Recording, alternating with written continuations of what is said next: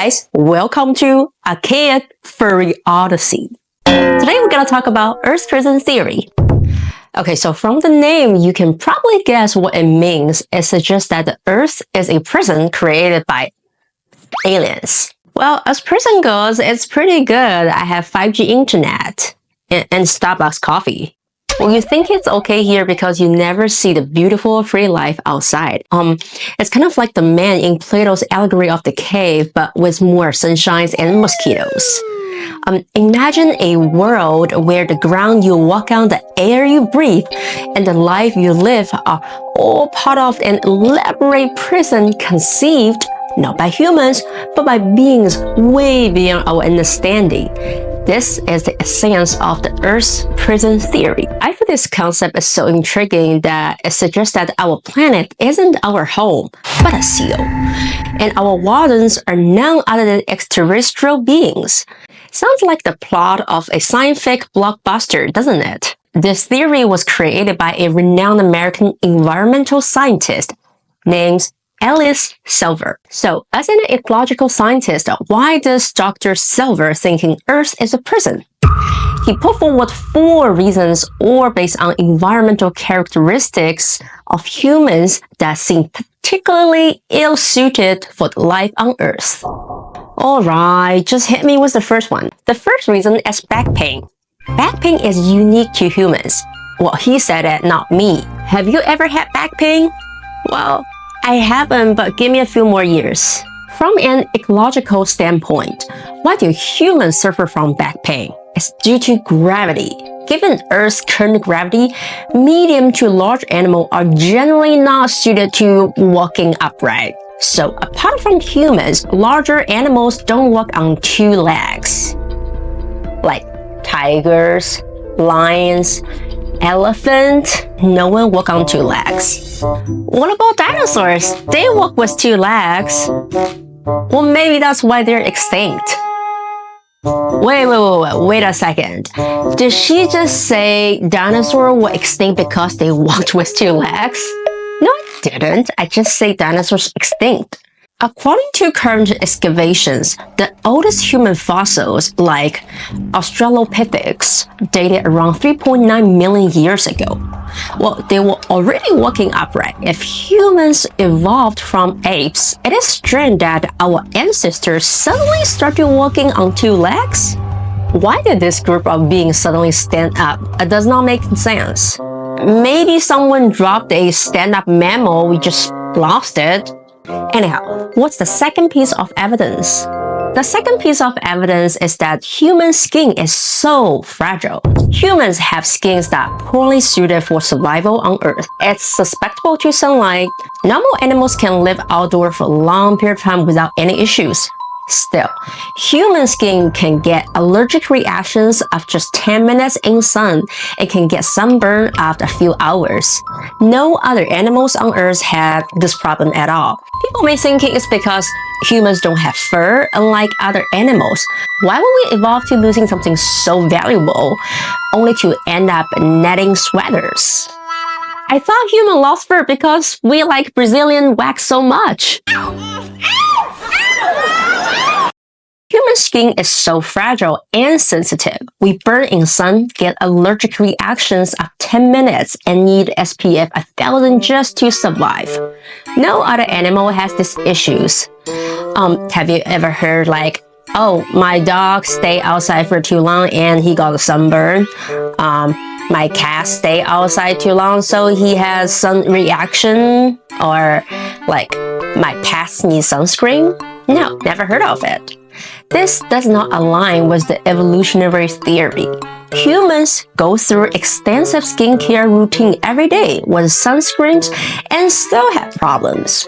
The only explanation is that humans came from another planet. And that planet probably will be much farther from its sun with less intense sunlight. Oh my god, that makes a lot of sense. If I don't use sunscreen, I got burned. If I do, then my skin will get allergic and rash. And the third reason is childbirth. Childbirth is extremely difficult for humans. This difficulty is much more incredible compared to other animals. Other animals don't need assistants to give birth. They don't need an anesthesiologist to give them epidurals. They can do it on the grass or anywhere. Human childbirth is so difficult because babies' heads are way too big, making childbirth even harder. For instance, foals are born quite large but can stand and run almost immediately to avoid predators. But human babies cannot walk right after birth. Actually, they probably cannot walk for the first year. Typically, mammals give birth to relatively small offspring that they can nurture, such as like panda cubbies. Have you seen the panda babies, for instance?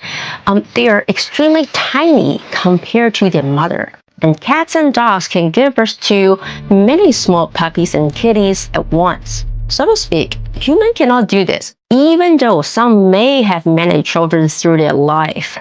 As an ecologist, Dr. Silver believes such difficult childbirth does not fit into the natural environment. If human race evolved naturally, we may have gone extinct from sheer childbirth exhaustion ages ago. The fourth reason is our propensity for chronic diseases. Chronic gastritis is common in human beings, but not in animals. For example, we get sick from a slight draft, need our food to be cooked, and have digestive system weaker than a paper towel. Animals barely get sick, while humans do get sick quickly from slightly temperatures. Human food needs to be processed, otherwise it can cause some illness. Cats and dogs can eat raw food without getting sick. It indicates they have robust digestive systems. And humans cannot do that. Especially you can't even drink milk or have cheese. Hey, that's called lactose intolerance, okay? In winter, humans can freeze to death if they don't have heating. No other animal needs to make a fire to survive. Animals like cats and dogs can survive outside in winter, but humans cannot. So my cat, Loki, he never gets sick. Even I caught him licking his butthole all the time, but no, he doesn't really get sick from it. And of course, he doesn't really need to flush toilet using bidet. But human cannot do that. Maybe because you didn't do yoga, so your body is not flexible enough? No, because as a human, I refuse to lick my butthole. And of course, we have toilet papers and bidet.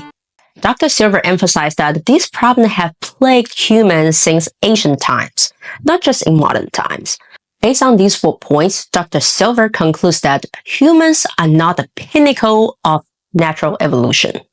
Besides having highly developed brains, humans could be more out of space on this planet. Think about this. We can even outrun a dog. How could we conquer the Earth? It just does not make any sense. I mean, I can outrun a corgi. Did you say a corgi? Ew, shame on you. Our skin is delicate. We can eat raw food. We need heating when it's cold. We can run fast. We suffer in both hot and cold weathers, which is why we need Canada Goose.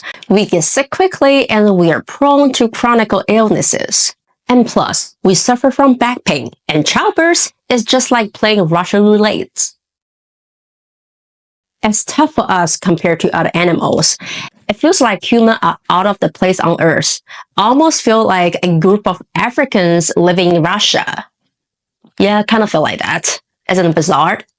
Furthermore, Dr. Silver also mentioned that some people feel a complete lack of belonging on Earth, like you.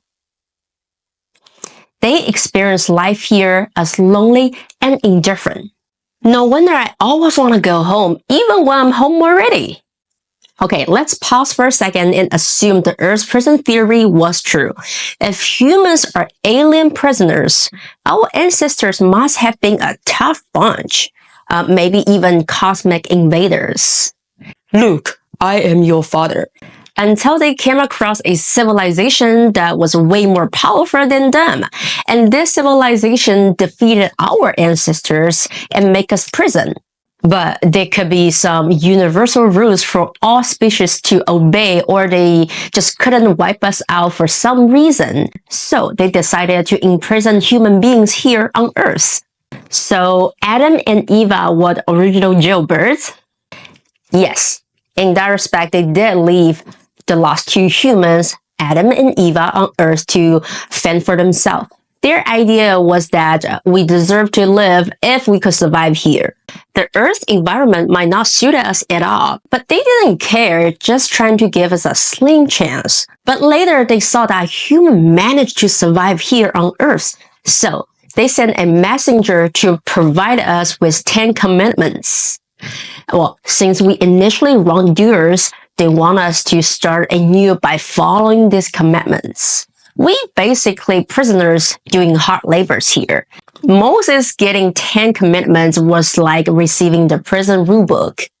Also, they ensured that humans couldn't perceive the outside universe.